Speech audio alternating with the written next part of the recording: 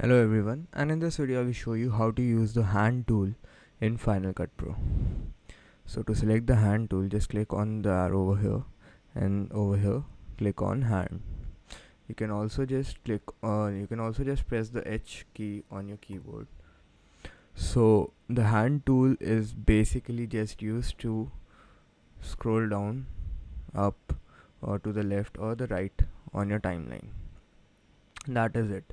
It can't be used for anything else.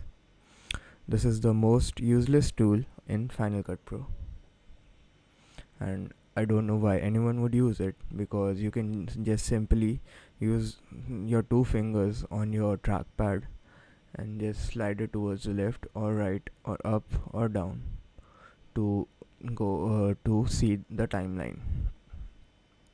So that is how you use the hand tool in Final Cut Pro. Thank you.